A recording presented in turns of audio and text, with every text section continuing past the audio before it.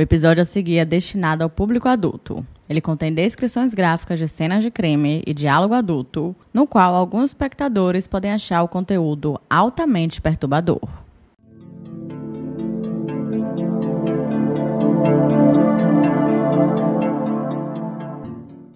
Olá, sejam bem-vindos de volta ao nosso Cantinho de Mentes Curiosas.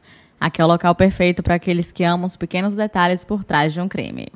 Eu sou a sua apresentadora, ou a sua host, Geisiele, e esse é o podcast Por Trás da Fita Amarela. Então, chega de blá blá e vamos para o caso de hoje. Com direito a um novo microfone, então assim, a qualidade hoje vai estar top das top.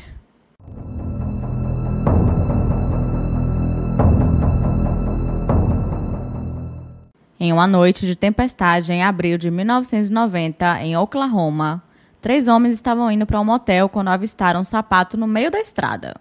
60 metros adiante, os homens fizeram uma descoberta surpreendente, para dizer o mínimo. Ali, na beira da estrada, estava o que parecia ser uma jovem deitada de bruços na sarjeta, o corpo em convulsão, os braços e as pernas contorcendo em direções diferentes. Depois de ser levada às pressas para o hospital, o seu marido, visivelmente mais velho, chamado Clarence, logo chegou para buscá-la e, infelizmente, 5 dias após ser internada, ela morreu devido aos seus ferimentos. Sua morte deu início a uma revelação sobre quem era a jovem. E as respostas, meus amigos, foram ainda mais horríveis do que se pensava inicialmente. Independentemente do nome pelo qual ela era conhecida, podendo ser Tonya Hughes, Sharon Marshall ou o seu nome verdadeiro, que era Suzanne Sevakis, o reflexo geral de sua personalidade permaneceu o mesmo. Ela era uma jovem brilhante, com a natureza amigável e potencial para fazer qualquer coisa que decidisse. Porém, ela só foi identificada corretamente em 2014, ou seja, 24 anos após a sua morte, e isso graças ao maravilhoso teste de DNA. E acontece que ela era uma criança que havia sido sequestrada pelo seu padrasto, chamado Franklin Floyd, em 1975. Então, já sentem aí, pega assim um chá de camomila, uma água com açúcar, ou até mesmo uma pipoca, porque vai ser um daqueles episódios gigantescos.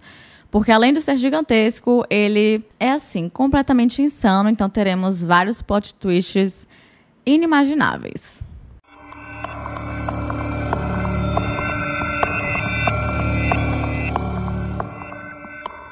Franklin Delano Floyd nasceu no dia 17 de junho de 1943 em Burnsville, na Geórgia, sendo o mais novo de 5 filhos de Thomas H. Floyd e Della Floyd. O seu pai era operário em uma fábrica de algodão e, apesar de ser um homem tranquilo e amigável, enquanto estava sóbrio, todo o seu comportamento mudava quando ele bebia. E isso era algo bem recorrente. Ele era um homem extremamente abusivo com a sua esposa e com os filhos, chegando ao ponto em que eles se escondiam embaixo da cama para que, quando ele chegasse em casa, ele não percebesse que eles estavam ali, até que eventualmente desmaiasse na cama ou no sofá. E isso até que funcionava por um tempo, em alguns períodos e tal, só que na grande maioria das vezes ele os encontravam e começava toda a agressão. Em junho de 1944, aos 32 anos de idade, Thomas morreu por conta de uma insuficiência hepática e renal, deixando assim a sua esposa, Della, que estava com 29 anos, viúva e tendo que cuidar dos 5 filhos sozinha. Mas infelizmente, quem sustentava a família era Thomas, ou seja, sem ele, porque ele tinha morrido, eles mal tinham dinheiro, e por conta disso, Della decidiu se mudar com os filhos para a casa de sua mãe. Mas isso durou apenas 15 meses, porque os seus pais acabaram expulsando de lá. Como eu sou uma boa curiosa, eu tentei encontrar essa informação do porquê que ela foi expulsa da casa dos próprios pais, mas eu não encontrei. Então, perdão, galera. E agora, sem casa, sem dinheiro e sem condições de cuidar de 5 crianças, ela foi até o Departamento de Bem-Estar Público do Condado de Lamar, onde os assistentes sociais sugeriram que ela colocasse os filhos na Casa Batista de Crianças da Geórgia, que ficava em Hapeville. Porém, para colocar os filhos lá, existia um certo critério. As crianças só poderiam ficar no orfanato caso elas fossem órfãs por morte ou por circunstâncias, e isso fazia com que Della Floyd perdesse os seus direitos parentais, mesmo que ela conseguisse melhorar suas condições financeiras lá no futuro. Então, ela só podia ver os seus filhos uma vez a cada 3 meses. O que é meio surreal, considerando que ela estava viva, né? Ela poderia ter ali uma conexão maior com os filhos, mas, ao mesmo tempo, é complicado, porque ela não tinha como cuidar deles e a sua única opção era deixá-los aí nesse orfanato. E nessa época, Franklin tinha apenas 2 anos de idade. Ele acabou sendo separado dos seus irmãos. Acontece que essa casa para crianças não era nem um pouco agradável. Todas as crianças sofriam abusos enquanto estavam lá, e caso fizessem alguma coisa minimamente errada, eles seriam punidos de formas bem agressivas. E quando Della Floyd pediu permissão para visitar os filhos em mais de uma ocasião, eles não deixaram e só conseguia vê-los 1 ou 2 vezes por ano. Pois é, o que antes era para ser uma vez a cada 3 meses, passou para 2 vezes ao ano. Ao longo dos anos, Franklin passou a sofrer bastante bullying, porque ele era um menino menor do que os outros e era considerado mais feminino. E com o tempo, as piadas, entre muitas aspas, se tornaram em agressões físicas. Só para vocês terem noção, ele foi abusado sexualmente diversas vezes. Enquanto isso, os seus irmãos iam saindo do orfanato um por um, sempre que chegavam aos 18 anos de idade, mas como ele era o mais novo, ele foi o último e acabou perdendo o pouco contato que ainda tinha com a sua família. Em 1959, ele conseguiu fugir, invadiu uma casa e roubou comida. E a esse ponto, os funcionários não aguentavam mais, porque já haviam alguns anos em que ele fazia isso e sempre violava as regras do orfanato. Então, a administração entrou em contato com uma das irmãs dele, chamada Dorothy, e disse que eles não iriam denunciá-lo se ela ficasse com ele. E mesmo que ela não tivesse mais contato com o irmão há muito tempo, querendo ou não, eles ainda eram irmãos. Então, ela aceitou e ele passou a morar em sua casa na Carolina do Norte, juntamente com o marido da irmã e os seus 2 filhos. Mas isso também não durou por muito tempo. Apenas algumas semanas depois, o marido de Dorothy o expulsou da casa porque ele considerava Franklin como uma pessoa perigosa. E ele estava 100% certo. Depois disso, Franklin decidiu que era hora de procurar por sua mãe. Então, lá foi ele para Indianápolis, na Indiana, e não demorou muito tempo até que a encontrasse. Porém, a esse ponto, Della Floyd estava trabalhando como garota de programa e a sua situação financeira não tinha melhorado nem um pouco. E por conta disso, Franklin pediu que ela assinasse os papéis para que ele pudesse se juntar às Forças Armadas dos Estados Unidos, levando em conta que, na época, ele ainda era menor de idade. Em 1959, ele conseguiu se alistar, chegando a servir no Missouri e em Oklahoma por 6 meses, antes de ser expulso, quando eles descobriram que ele não tinha idade suficiente para estar ali. De lá, ele voltou para Indianápolis para morar com a mãe, mas ao chegar lá, ela já havia ido embora. Nisso, ele foi se mudando de cidade para cidade, até que chegou na boa e velha Los Angeles. Em 1960, ele foi preso após invadir uma loja da Sears, na qual ele pretendia fazer um roubo à mão armada. E quando a polícia chegou no local, acabou tendo uma certa confusão. E no meio de tudo isso, desse puro suco do caos, Franklin acabou levando um tiro no estômago e, por conta disso, teve que passar por uma cirurgia antes de ser levado para o Instituto Juvenil de Preston, na Califórnia, onde permaneceu até agosto de 1961. Em novembro, ele violou a sua liberdade condicional após viajar com um outro jovem e foi levado para fazer alguns testes psiquiátricos, sendo liberado em janeiro de 1962. Em maio, ele voltou para Hapeville e, curiosamente, ele decidiu morar perto do orfanato em que ele havia ficado e que ele odiava com todas as suas forças. O que é super compreensível, considerando que ele sofreu um bullying extremamente pesado, foi violentado e abusado sexualmente o tempo inteiro. Mas o que acontece? Pouquíssimo tempo depois, ele foi acusado de sequestro e abuso sexual de uma menina de apenas 4 anos de idade e foi condenado de 10 a 20 anos de prisão, mas, logo em seguida, a acusação de sequestro foi retirada por algum motivo que eu não faço a menor ideia. Com isso, ele foi preso e depois de alguns meses foi enviado para um hospital psiquiátrico, mas adivinha? Ele conseguiu fugir apenas 4 meses depois, enquanto estava sendo levado para um exame nos olhos, E de lá, ele roubou um carro que utilizou para roubar algumas pessoas em um banco. Mas, felizmente, ele foi capturado no mesmo dia e foi condenado a 15 anos de prisão por conta disso. Dessa vez, ele foi levado para o reformatório federal em Chillicothe, em Ohio.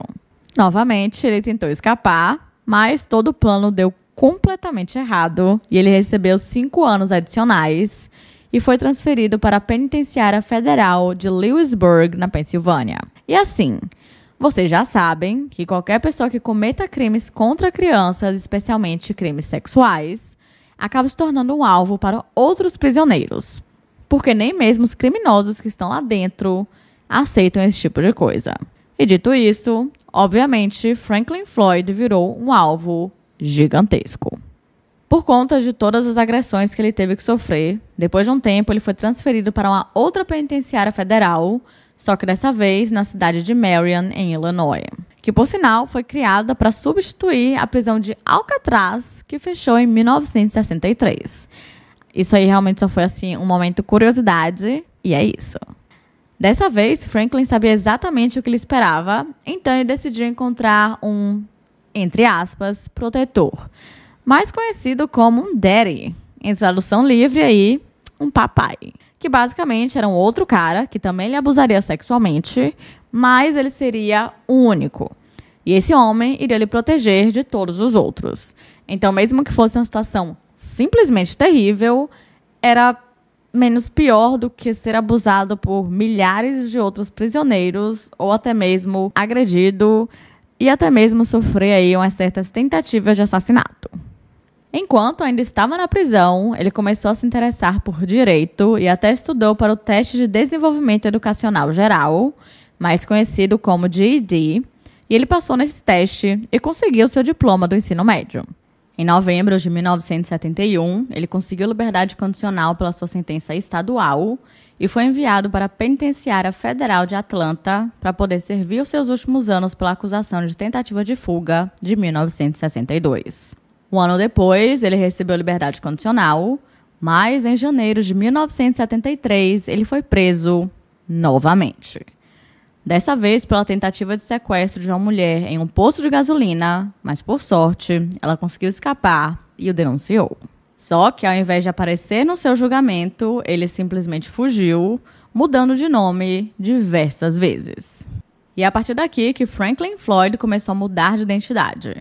Mas, para não ficar confuso para vocês, eu só irei mencionar esses novos nomes apenas uma vez e depois vou continuar o chamando de Franklin.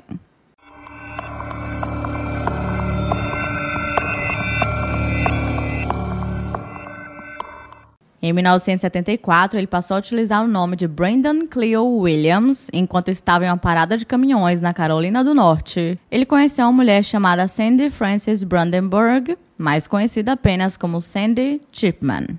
Na época, Sandy era mãe de 4 filhos de 2 pais diferentes. A primeira a nascer foi Suzanne Marie Sevakis, que nasceu em 1969 do seu primeiro marido chamado Clifford Ray Sevakis, que na época era seu namorado desde o ensino médio. E depois nasceram Alison, Amy e Philip Brandenburg, do segundo marido. Quando Franklin conheceu Sandy, que no momento estava passando por uma fase bem difícil, já que estava tendo que cuidar de 4 crianças sozinha, ele disse que ele cuidaria dela e dos seus filhos. Então, eles começaram a namorar, um mês depois casaram e em seguida ele conseguiu convencê-la a se mudar com ele para Dallas, no Texas.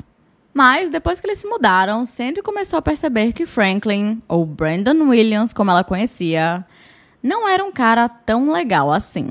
Além disso, ele não tinha dinheiro para sustentar a família, como ele havia dito que faria, e com o tempo, o pouco dinheiro que eles tinham ficou muito apertado, e por conta disso, Sandy acabou entrando em desespero e decidiu escrever um cheque sem fundo para comprar fraldas em uma loja local, mas, infelizmente, isso apenas fez com que ela fosse presa, recebendo 30 dias de sentença. Imaginem o seu choque quando ela saiu da prisão, foi para casa e encontrou o local completamente vazio, sem o marido e sem os seus filhos.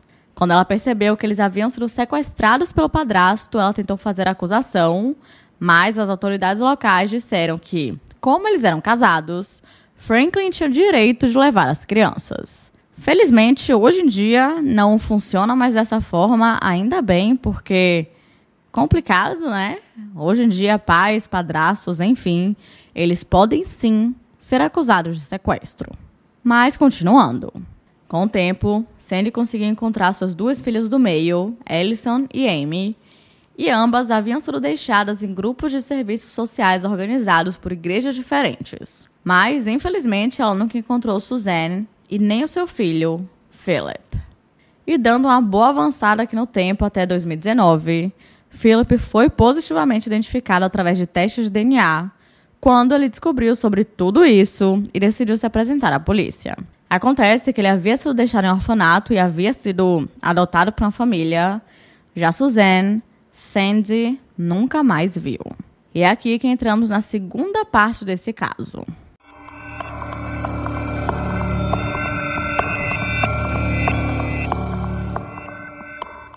Quando Franklin sequestrou Suzanne, que na época estava com 5 ou 6 anos de idade, eles se mudaram para Oklahoma e nisso ele mudou seu nome para Trenton Davis e conseguiu um emprego na escola local onde trabalhava com a manutenção. Já Suzanne passou de Suzanne Sevakis para Suzanne Davis e, por incrível que pareça, ele a matriculou na escola, que era a Wilson Elementary School. Mas, em um certo momento, uma babá que havia sido contratada para cuidar de Suzanne foi até a polícia e reportou Franklin por abuso infantil. Então, ele decidiu fugir da cidade para evitar voltar para a prisão. Em 1978, eles se mudaram para Phoenix, mas pouco tempo depois foram para Louisville, no Kentucky, e mais uma vez Franklin mudou de nome. Ele virou Warren Marshall e Suzanne virou Sharon Marshall. Inicialmente, Suzanne estudou na Riverdale High School, sim, tipo a série, mas depois se mudou para Forest Park High School aos 15 anos de idade. Na reunião que ela fez para poder se matricular na escola, considerando que iria para as aulas mais avançadas, Franklin disse que a mãe de Suzanne tinha morrido quando ela ainda era muito pequena e que ele estava fazendo o melhor que conseguia como um pai solo. Então, a única parte que ele não disse é que ele havia sequestrado a criança e que por conta disso ele estava sendo, um pai, entre muitas aspas, solo. Apesar de já ter passado por todos esses traumas, Suzanne se tornou uma jovem brilhante com um QI de 132, que basicamente só tirava as melhores notas.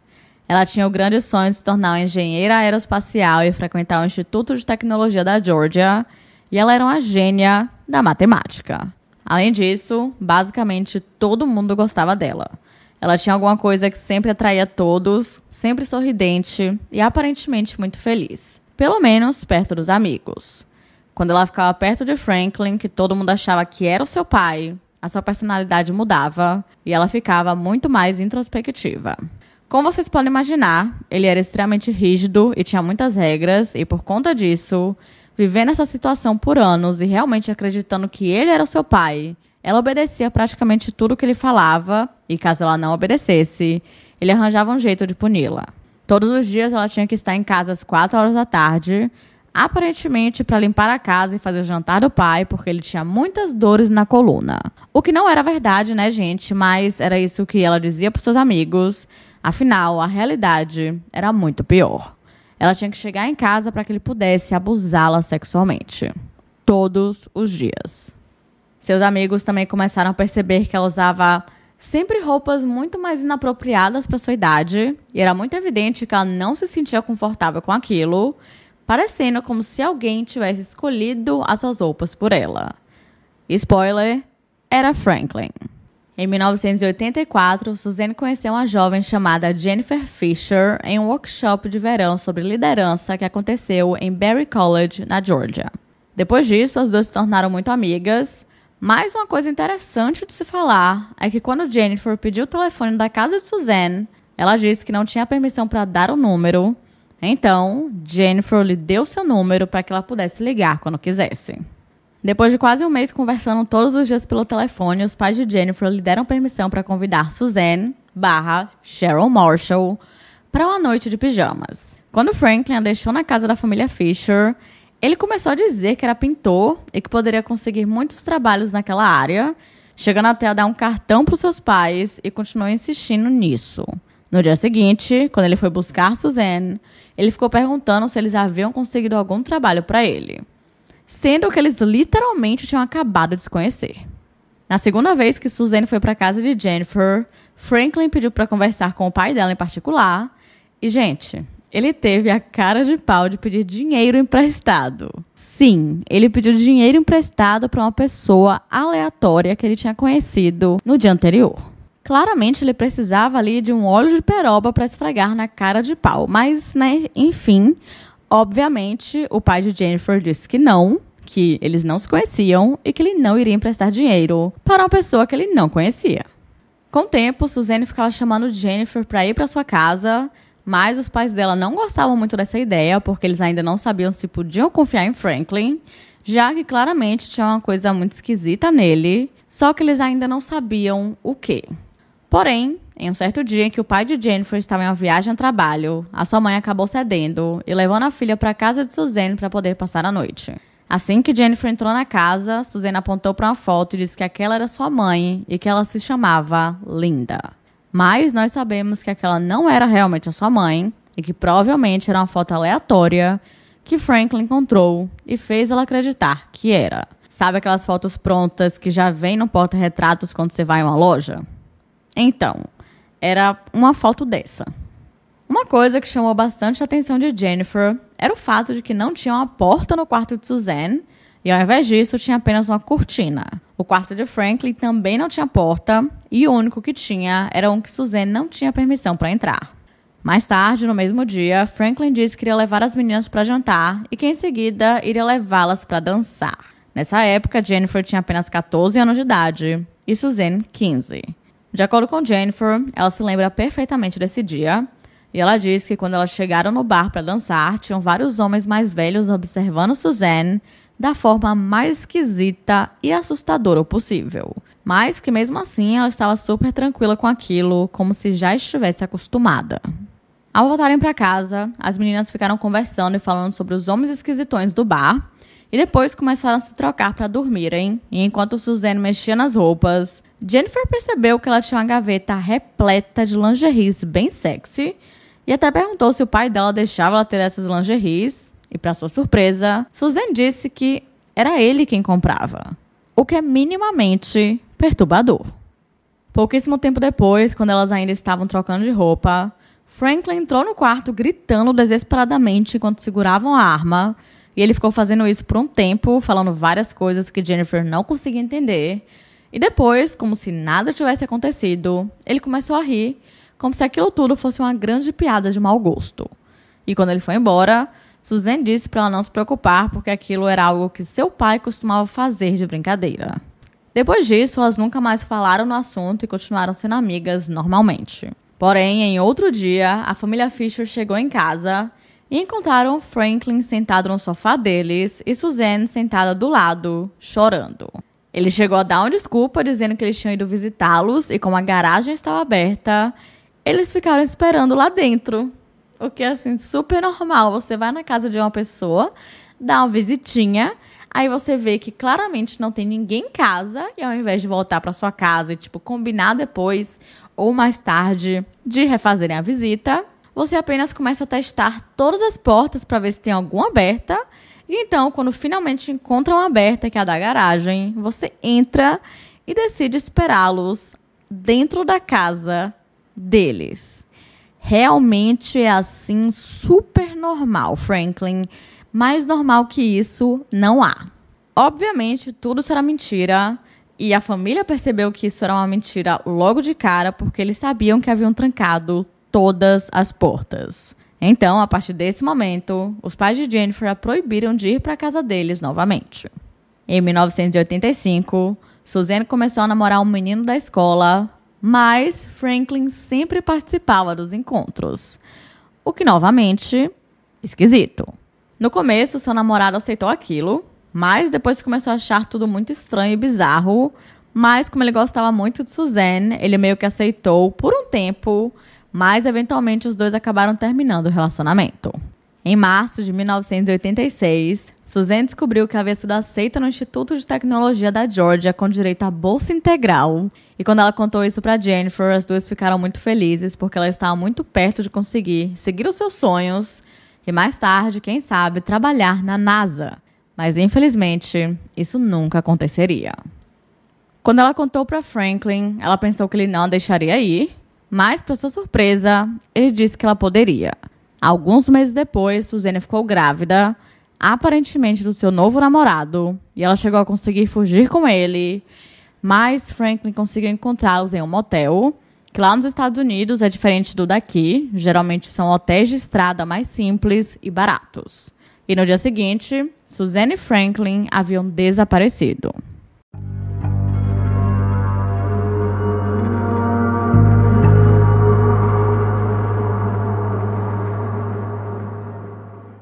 Em julho, ela deu à luz ao seu primeiro filho, que era um menino, mas que foi adotado por uma família logo em seguida. E acredita-se que o pai desse bebê não era o namorado de Suzanne, no caso o ex-namorado, e sim Franklin Floyd.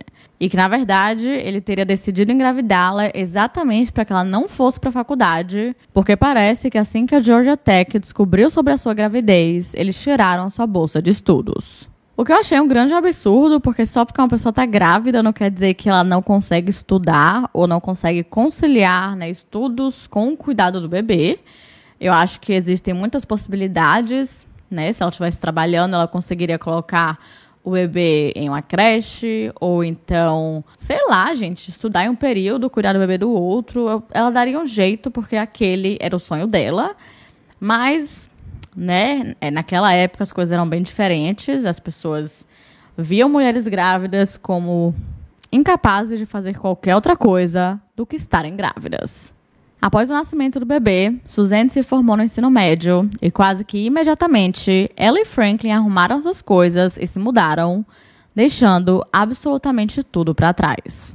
Um tempo depois, Suzanne ligou para Jennifer pedindo que ela fosse lhe visitar, mas o jeito que ela estava falando era muito esquisito, como se ela estivesse com medo de alguma coisa. Então, Jennifer não aceitou, principalmente depois que Franklin pegou o telefone e disse que ela era uma péssima amiga. E também acredita-se que essa tenha sido uma tentativa de sequestrar Jennifer Fisher e fazer com que ela passasse a ter a mesma vida que Suzanne Sevakis. E logo em seguida, eles se mudaram novamente.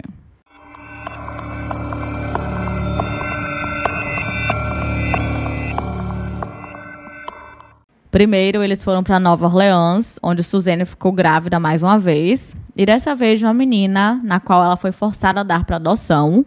E no dia 21 de abril de 1988, ela deu à luz ao seu terceiro filho em Phoenix, no Arizona, chamado Michael Gregory Marshall. E dessa vez, ela pôde ficar com o bebê. Então, eles se mudaram para Tampa, na Flórida, e nessa época ela tinha apenas 18 anos de idade. E apesar de Franklin achar que Michael era o seu filho, ele não era. Na verdade, Michael era filho de um homem chamado Greg Higgs, que Suzanne havia conhecido enquanto ela trabalhava em um hotel no Arizona, e ele era um dos garçons. Obviamente, assim que ela começou a trabalhar lá, ele ficou interessado, como basicamente todos os homens que conheciam Suzanne. E depois de um tempo, tomando coragem, ele a chamou para sair e, para sua surpresa, ela aceitou. Mas, quando ela ficou grávida de Michael, ela e Franklin foram embora e Greg só descobriu sobre o seu filho muitos anos depois. Ao chegarem na nova cidade, Suzanne começou a trabalhar contra sua vontade como dançarina em um clube para adultos, um clube de strip chamado Mons Venus, que era simplesmente um dos clubes de strip mais populares em Tampa, sendo frequentado por pessoas bem influentes e ricas. E mesmo que toda a situação fosse horrível, Suzanne sempre conseguia passar uma visão mais tranquila de tudo que ela estava passando, sempre sorridente e se mostrando como a mulher incrível que ela era. Nesse clube, ela fez várias amizades com as mulheres que trabalhavam lá, e todo mundo a via como uma mãe maravilhosa que estava disposta a fazer tudo pelo filho, Michael. E Michael era completamente apaixonado por ela, todo mundo via em seu olhar o quão feliz ele ficava só de estar ao lado da mãe. Mas não demorou muito até que as pessoas começassem a perceber que tinha uma coisa muito errada acontecendo. Com o passar dos meses, as outras dançarinas passaram a observar alguns ferimentos e hematomas que ela tinha em todo o seu corpo. Elas também perceberam que o pai dela, Franklin, que naquela época ainda era conhecido como Warren Marshall, era um tanto quanto esquisito. A coisa que mais chamava a atenção de todo mundo era que ele sempre acompanhava até o clube e de vez em quando decidia entrar e ficava observando dançar. Lembrando que todo mundo pensava que ele era o seu pai.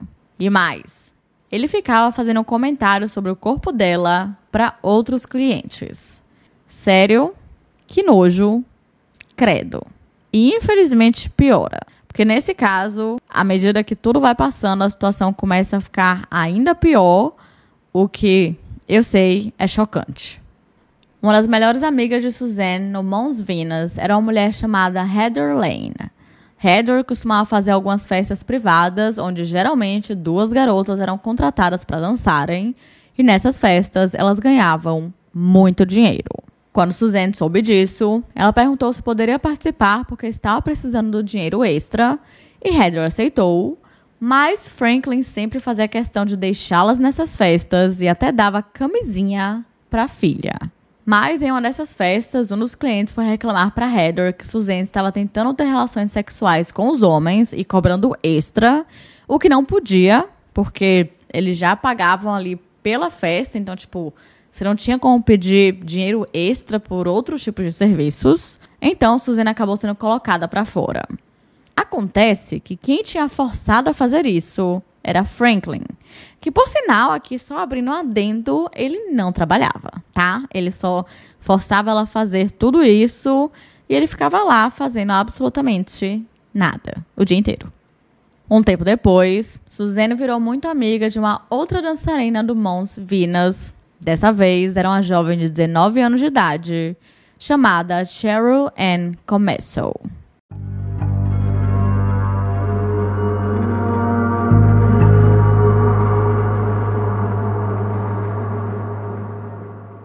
Cheryl nasceu em junho de 1970 e era a filha mais velha de John e Louis Commesso. Aos 16 anos de idade, ela abandonou o ensino médio e passou a trabalhar como dançarina de um clube em Orlando. E depois de um tempo, ela aceitou voltar para casa e morar com o pai, após os pais se separarem em 1988. Mas apenas um mês depois, ela foi embora, se mudando para Tampa e passou a dirigir um Corvette vermelho. E lá ela começou a trabalhar no Mons Venus em janeiro de 1989. E como sabemos, foi lá onde ela conheceu Suzanne e, consequentemente, Franklin. Cheryl tinha um sonho de se tornar uma estrela. Ela era conhecida por ter um espírito livre e não se importava muito com o que os outros pensavam e fazia suas performances usando o nome Stevie. Em um certo momento, ela chegou a morar com Heather Lane, mas outros colegas de quarto começaram a se incomodar com o fato de que ela costumava andar pela casa completamente peladona. Então, ela teve que se mudar e, por conta disso, foi para a casa de Suzanne e Franklin temporariamente. No começo, ela até gostava bastante de Franklin, principalmente pelo fato de que ele vivia dizendo que tinha vários contatos na indústria de entretenimento, ou seja, que conseguiria fazer com que ela se tornasse muito famosa. O que nós sabemos era mais uma de suas grandes mentiras. E em um certo ponto até conseguiu convencê-la a participar de um filme caseiro que ele estava produzindo. Esse filme era basicamente ela e Suzanne de topless na praia. E em algum momento ele fez com que as duas começassem a ter relações íntimas enquanto ele assistia e filmava tudo. Esse homem é completamente repugnante. De acordo com ele, ele iria enviar aquele vídeo para produtores de Los Angeles como um vídeo de audição e, com o tempo, elas seriam chamadas para várias produções.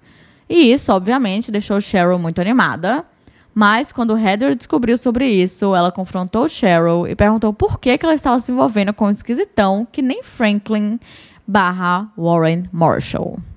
Alguns dias depois, Cheryl apareceu com um hematoma no pescoço após Franklin tentar estrangulá-la quando ela se recusou a ter relações íntimas com ele.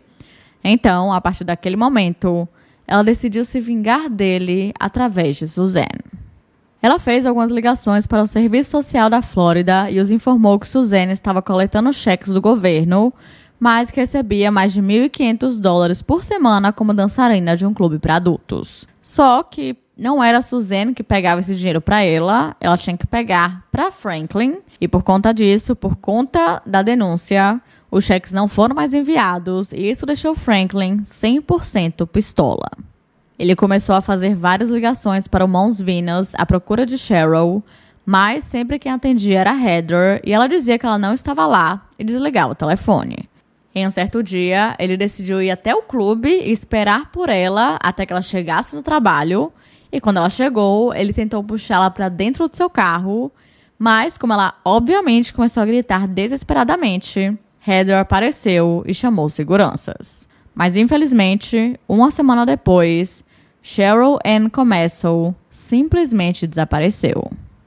Ela foi relatada como desaparecida em junho de 1989, mas tinha sido vista pela última vez 2 meses antes, em abril. O seu carro, o Corvette vermelho, havia sido reportado como abandonado em um aeroporto em maio, e o seu corpo só foi encontrado no dia 25 de março de 1995, ao lado da Interestadual 275 por um grupo de trabalhadores que estava limpando a área.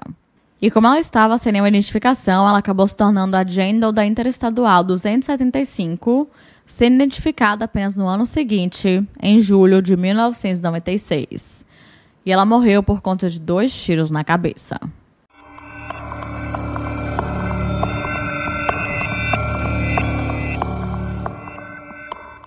Após o desaparecimento de Cheryl, Franklin mudou seu nome para Clarence Hughes e Suzanne se tornou Tonya Dawn Hughes e Michael Hughes. E como uma forma de evitar que as pessoas os encontrassem, Franklin decidiu se casar com Suzanne e agora ela passou de filha para esposa. Depois disso, eles se mudaram para Tulsa, em Oklahoma, e mais uma vez Suzanne foi forçada a trabalhar como dançarina em um clube para adultos chamado Passion. Na época, ela estava morando em um trailer com o seu, abre aspas, marido e o seu filho de 2 anos de idade. E na época, ela tinha apenas 20 anos. Suzanne trabalhava 7 dias por semana, sem nenhuma folga, exceto pelo Natal e no Dia de Ação de Graças. E isso só acontecia porque nessas épocas o clube não abria. Diferente das outras garotas, ela raramente bebia e nunca experimentou nenhum tipo de droga. E por conta disso, ela se tornou muito amiga de uma outra dançarina chamada Connie, que também evitava tudo isso. E uma coisa que Connie admirava muito em Suzanne era o fato de que ela era muito inteligente e sempre estava com um livro na mão. E assim como no Mons Venus, as dançarinas do Passion não demoraram muito até perceberem o quão agressivo e violento Franklin era. E as meninas até se questionavam o que ela havia visto nele, mas era muito claro que ele era extremamente obcecado por Suzanne. Ele fazia questão de controlar todos os seus passos, levá-la e buscá-la de todos os lugares e constantemente ligava para o clube para ter certeza de que ela estava lá. Além disso, ele a forçava a voltar para casa com o mínimo de $200 por noite, que hoje em dia seria equivalente a mais de R$1.000. E caso ela não conseguisse tudo isso, no dia seguinte ela apareceria com novos hematomas. As outras garotas até tentavam ajudá-la e imploravam para que ela pegasse o seu filho Michael e fugisse. Mas em uma conversa com Connie, ela disse que morria de medo do marido e que já havia tentado fugir 2 vezes, mas que em ambas ele havia encontrado e que tinha dito que se ela tentasse uma 3ª vez, ele a mataria. E ela acreditava que ele fosse capaz disso e nós sabemos que ele era. Primeiro, porque muitos acreditam que Franklin tenha matado Cheryl na frente dela e cada hematoma era um lembrete disso. E segundo, porque ele fez ela acreditar que ele era membro da Ordem Fraternal de Polícia de Tulsa e de que tinha um amigo que era xerife e, além disso, ele tinha várias armas em casa. Em um certo momento, Suzanne começou a namorar um segurança do clube chamado Chris Matheny e, como todo mundo, rapidamente ele descobriu os hematomas que ela tinha. E no dia seguinte, em que Franklin descobriu sobre o relacionamento, ela apareceu com o olho roxo. O relacionamento dos dois não durou muito tempo e eles acabaram terminando. Um mês depois, ela começou a se relacionar com um jovem chamado Kevin Brown, que na época estava na faculdade e frequentemente ia para o clube Passion. Assim que ele viu Suzanne pela primeira vez, ele se apaixonou completamente e quando descobriu sobre o seu marido maluco e violento, ele tentou convencê-la a fugir com ele porque ele tinha dinheiro para cuidar dela e do seu filho. Inicialmente, ela recusou por medo de Franklin, mas eventualmente acabou aceitando e a partir daí o seu comportamento começou a mudar. Ela voltou a ser aquela jovem cheia de energia e alegria e agora ela tinha um propósito, que era fugir e dar uma vida melhor para Michael. Ela até passou a dizer que iria fazer faculdade e, quem sabe, se tornar uma enfermeira. Mas, infelizmente, isso nunca aconteceu.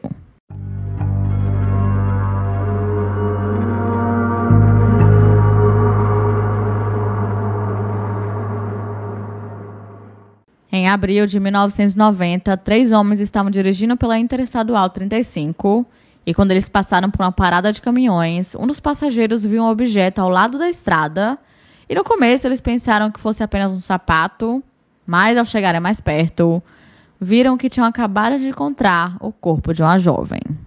Imediatamente, um dos homens correu até um motel que tinha por perto, chamado Motel 6, e pediu para que o segurança ligasse para a emergência o mais rápido possível. Quando a ambulância chegou, a mulher ainda estava viva e então ela foi enviada para o Hospital Presbiteriano em Oklahoma, enquanto a polícia analisava a cena do crime. No mesmo local onde ela foi encontrada, alguns itens também foram, como por exemplo 2 caixas de leite, uma caixa de cookies e 2 garrafas de Dr. Pepper, que é um refrigerante muito famoso nos Estados Unidos. E também tinham algumas coisas que pertenciam ao carro que a havia atropelado e alguns outros itens pessoais. Aparentemente, essa mulher estava andando pela estrada ouvindo música com seu fone de ouvido e acabou não ouvindo o carro que vinha em sua direção. De acordo com um dos funcionários do mercadinho, ele a tinha visto entrando na loja para comprar o leite e as outras coisas, e quando saiu, pareceu que ela estava indo em direção ao Motel 6. Ao chegar no hospital, a mulher foi analisada e, por incrível que pareça, ela não tinha quebrado nenhum de seus ossos e, apesar de estar em um estado bem sério, ela estava estável. E pouco tempo depois, ela foi identificada como sendo Tonya Hughes, que no caso era Suzanne Sevakis, que estava com apenas 20 anos de idade. No dia seguinte, Franklin, que na época era conhecido como Clarence Hughes, chegou no hospital e disse ser o seu marido. De acordo com ele, os dois, juntamente com seu filho Michael, estavam indo de Tulsa para Oklahoma para que ela pudesse ir ao ginecologista. E então, eles se hospedaram no Motel 6 por volta das 3 horas da tarde. Então, por volta da meia-noite, Suzanne teria decidido ir até o mercadinho que ficava na parada de caminhões para poder comprar alguma coisa para que eles pudessem comer.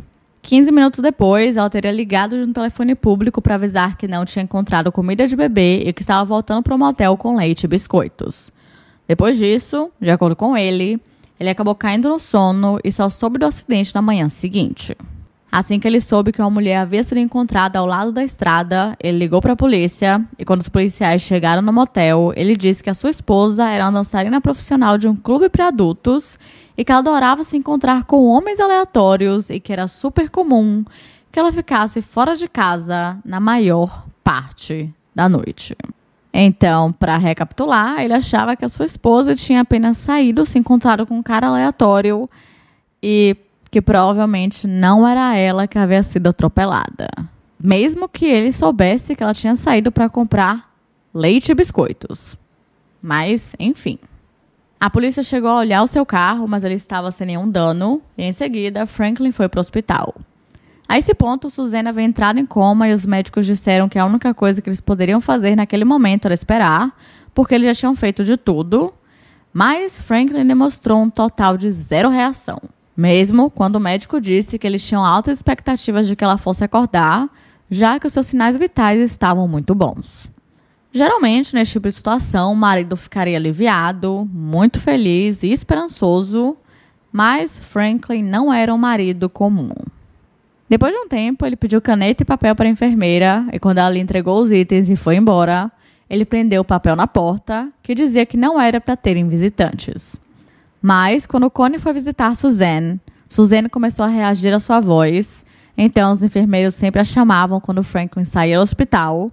E quando Kevin também a visitou, ela também reagiu como se estivesse ouvindo e prestando atenção no que ele falava. Os médicos haviam percebido que, além dos ferimentos do atropelamento, ela também tinha vários ferimentos e hematomas antigos e desconfiavam que ela sofresse violência doméstica há anos. Mas eles não tinham nenhuma evidência disso, quer dizer, além do que o seu corpo mostrava, mas eles não podiam saber que realmente aqueles hematomas vinham de violência doméstica. Então, eles não tinham como seguir com a investigação e tinham que esperar que ela acordasse. A cada dia que passava, Suzanne ia melhorando e todo mundo tinha esperança de que ela fosse acordar. Então, Connie foi embora da cidade de Oklahoma, Mas ela tinha certeza de que Franklin era o responsável pelo atropelamento da amiga e estava ansiosa para que quando ela acordasse, ela contasse tudo para todo mundo. Mas, ao chegar em casa, Franklin ligou furioso, dizendo que não era para ela ter visitado Suzanne de jeito nenhum, porque ele não queria. Mas, como ela não deu o braço a torcer, obviamente ela não iria parar de visitar a amiga, porque o seu marido violento estava pedindo. Ele perguntou se ela queria comprar alguns dos móveis de sua casa, porque ele iria se mudar para ficar mais perto de Suzanne. No dia seguinte, o hospital ligou para Connie e eles lhe disseram que Suzanne tinha piorado drasticamente da noite para o dia, e que provavelmente ela não iria resistir. Obviamente, Connie voltou para Oklahoma e foi até o hospital, mas até lá já era tarde demais e Suzanne Maurice Servakis havia morrido. Acontece que na noite anterior, o querido do Franklin tinha decidido visitar Suzanne, que estava em ótimas condições e provavelmente iria acordar até o fim da semana, mas misteriosamente na manhã seguinte, ela piorou do nada. E adivinha? Ele não estava no hospital quando ela morreu, ele não foi para lá quando soube da notícia e ordenou que o seu corpo fosse cremado, sendo que ela queria ser enterrada. Suspeito. Infelizmente, nunca foi provado, mas todo mundo sabe que Franklin Delano Floyd é o responsável pelo assassinato de Suzanne Servakis. Mesmo que exista 1% de chance de ele não ser o responsável, o que todo mundo duvida, definitivamente ele é culpado. Ele a sequestrou, ele abusou de todas as formas possíveis e imagináveis. Ele roubou a vida que ela poderia ter tido.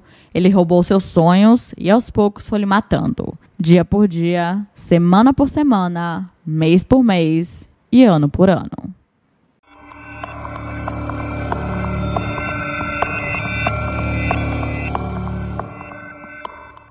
Mas se vocês acham que esse caso acabou, vocês estão muito enganados, porque por incrível que pareça, esse homem conseguiu causar ainda mais estrago. Os amigos de Suzanne se ofereceram para pagar e providenciar um funeral, já que ele se recusava, e Franklin acabou concordando desde que fosse com o caixão fechado, e mais tarde eles decidiram enterrá-la e não cremá-la como Franklin queria. E então ela foi colocada no cemitério Park Grove. Enquanto planejavam o funeral, lá estava ele ocupadíssimo colocando Michael em um orfanato. Pois é, ele ligou para o serviço social e disse que a sua esposa tinha acabado de morrer e como ele estava completamente desamparado e incapaz de cuidar do filho, ele queria fazer o que era melhor e colocá-lo no orfanato apenas por 2 semanas, apenas enquanto ele se recuperava e ajeitava sua vida.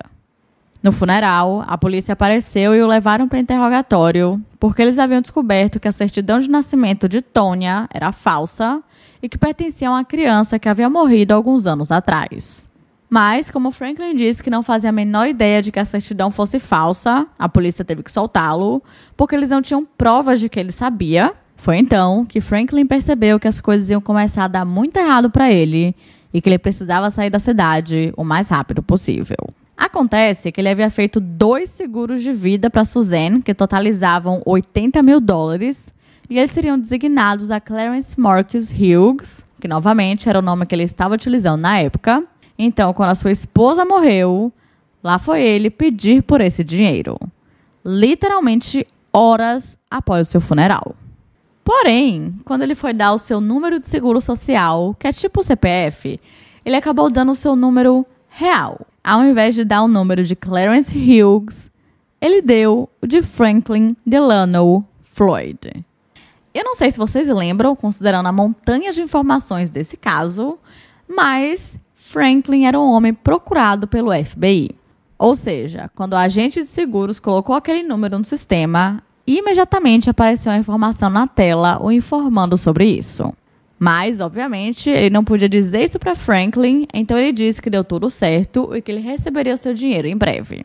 E assim que eles pararam de conversar, a companhia de seguros entrou em contato com a FBI. Quase que imediato, Franklin soube que ele tinha cometido um erro gigantesco e começou a planejar a sua fuga. Mas ele queria pegar Michael de volta.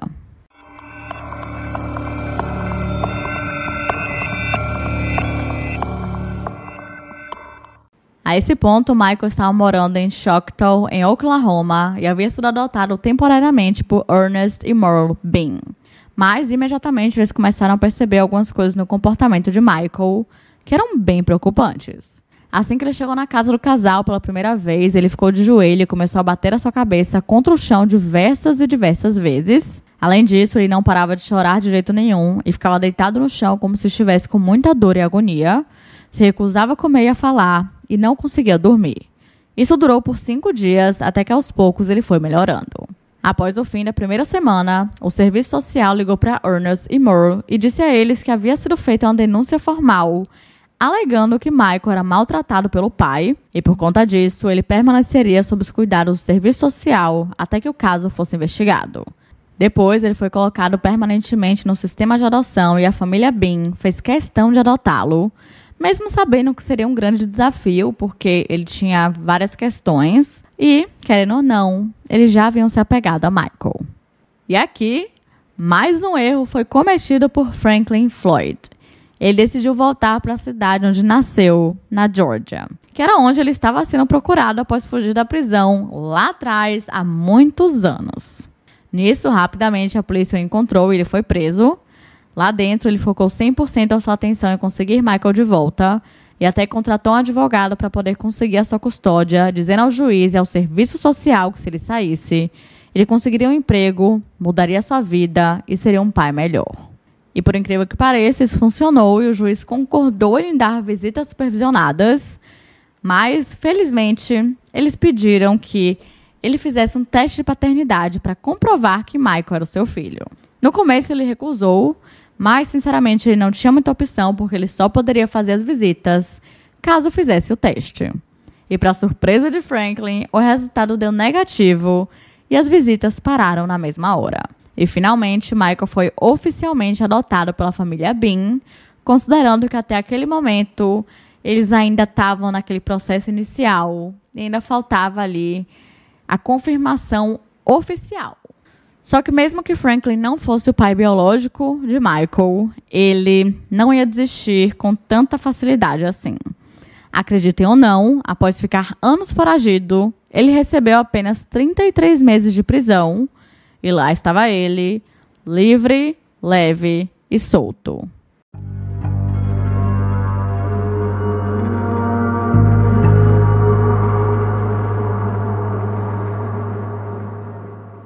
Assim que ele saiu, ele voltou para sua luta na custódia de Michael e, embora não fosse o seu pai biológico, os seus direitos parentais foram restabelecidos e ele aproveitou disso ao máximo, chegando a ficar rondando a casa da família Bean da forma mais esquisita e assustadora possível. Em julho de 1994, ele foi encontrado vasculhando a gaveta de calcinhas de uma mulher, segurando uma faca, e quando ela chegou em casa, ele a atacou. Mas, por sorte, o namorado apareceu e Franklin Floyd foi preso. De novo. Depois disso, ele perdeu o apartamento, o emprego e os seus direitos parentais. Mas, surpreendentemente, depois de tudo isso, ele recebeu fiança. No dia 12 de setembro do mesmo ano, ele apareceu na escola de Michael e disse ao diretor que era um homem chamado James Davis, que estava lá para pegar o seu filho. Mas James conhecia os pais adotivos de Michael, então ele ficou bem confuso com tudo aquilo. Porém, o convidou para seu escritório, mas assim que eles entraram, Franklin sacou a arma e ordenou que ele tirasse Michael da aula. E com medo de arriscar a vida de outras crianças, James concordou, e em seguida, Franklin forçou Michael e James para o lado de fora da escola e depois para dentro do seu carro. Em seguida, ele ordenou que o diretor os levasse para uma área isolada, onde o amarrou em uma árvore e prendeu fita adesiva em sua boca antes de ir embora com Michael. Depois de um tempo, James conseguiu soltar a fita e começou a gritar por socorro, e quando foi encontrado, ele imediatamente ligou para a polícia. Em seguida, as autoridades rastrearam qualquer pessoa que conhecesse Franklin e que pudesse fornecer alguma informação que levasse ao seu paradeiro, e uma das pessoas que entrou em contato com a polícia mostrou uma foto de Franklin com a menina, mas disse que o conhecia como Trenton Davis e que a menina era filha dele, que se chamava Suzanne Davis.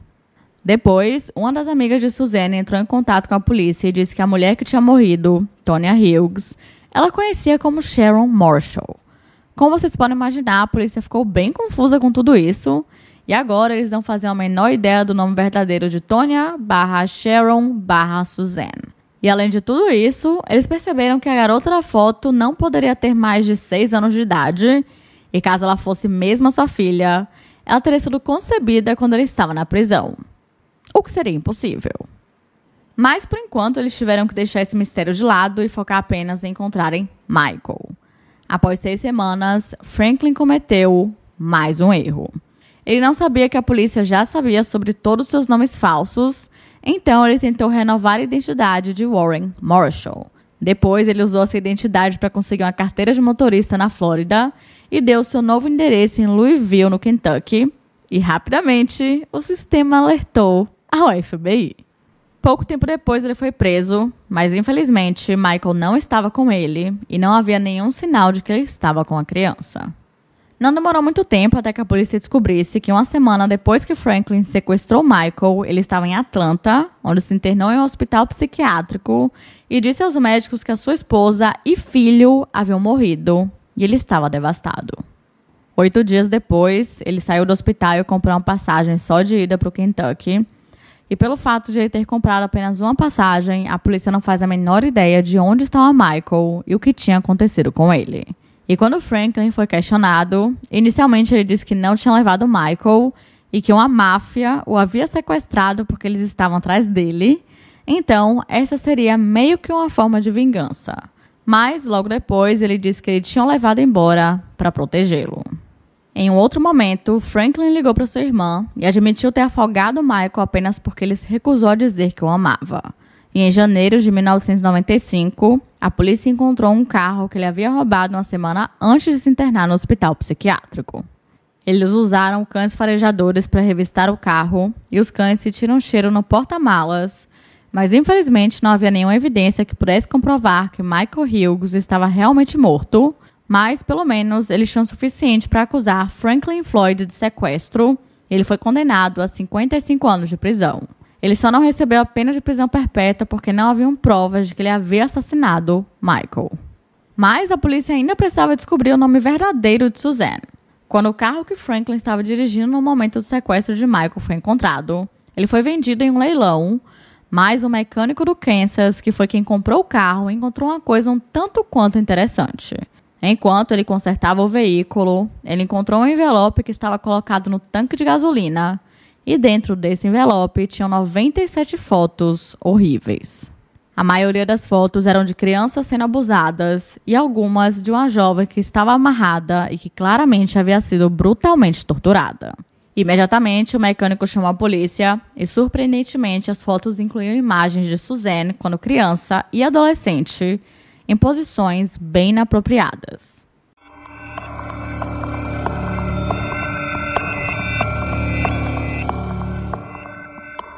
Franklin alegou que foi incriminado e se recusou a revelar a verdadeira identidade de Tonya, entre aspas, quando confrontado com as imagens. E apesar de negar tê-la tocado de forma imprópria, as fotos mostravam algo bem diferente.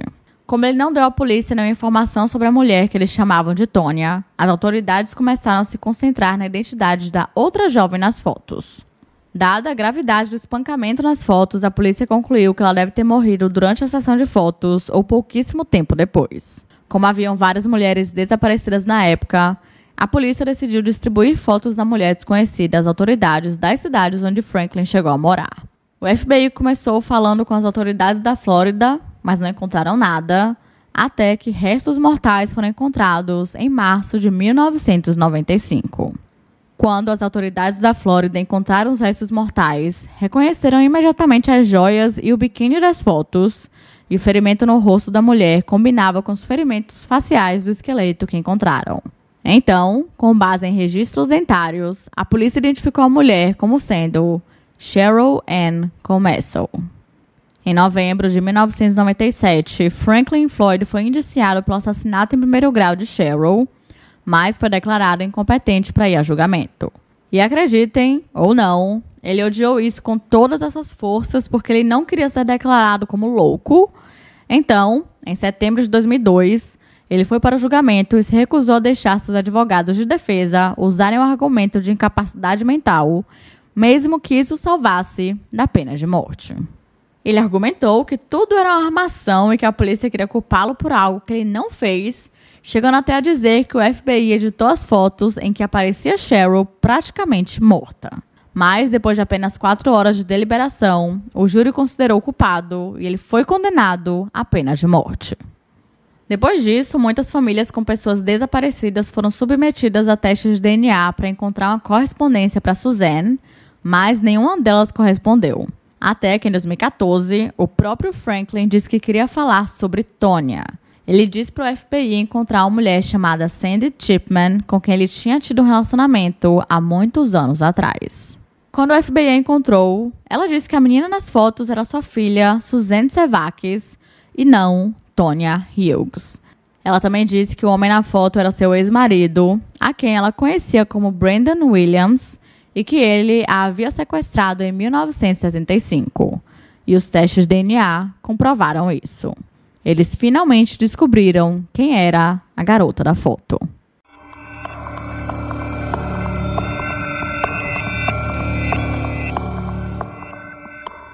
Embora Franklin nunca tenha contado o que realmente havia acontecido com Suzanne, ele finalmente compartilhou o que aconteceu com Michael. Em 2013, o FBI assumiu o caso arquivado do desaparecimento de Michael Hughes e reabriu a investigação. Em 2014, ele confessou ter assassinado Michael.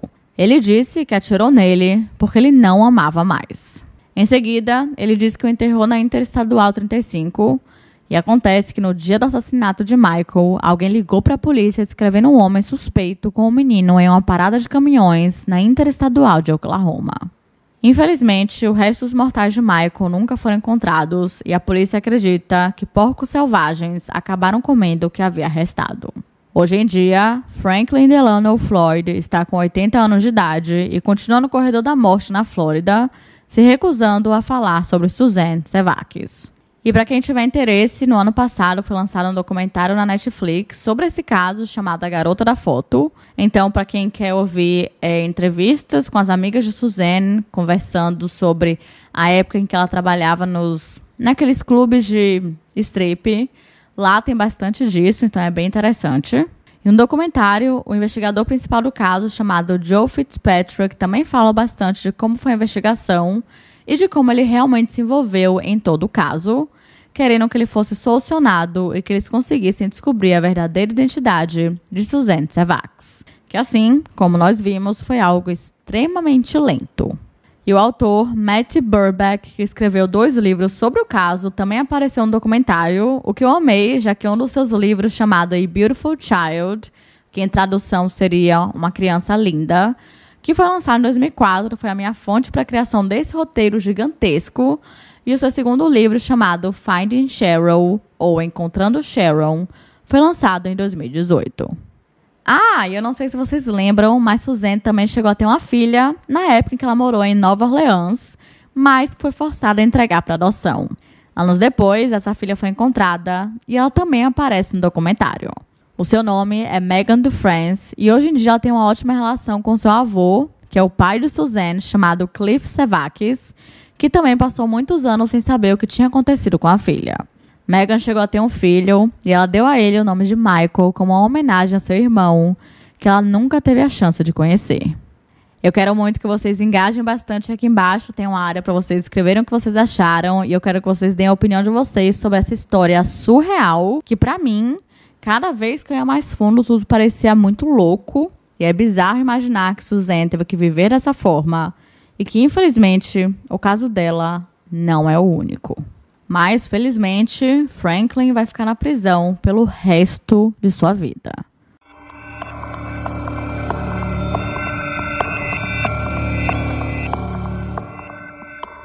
Esse foi o nosso caso de hoje. Se você gostou desse episódio ou gosta do podcast em geral, não se esqueça de deixar sua avaliação na plataforma de áudio em que está ouvindo.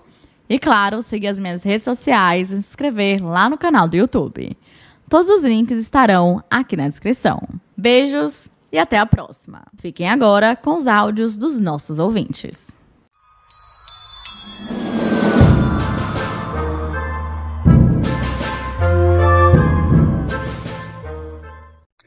Oi, Geise. Oi, gente. Tudo bem com vocês? Espero que sim.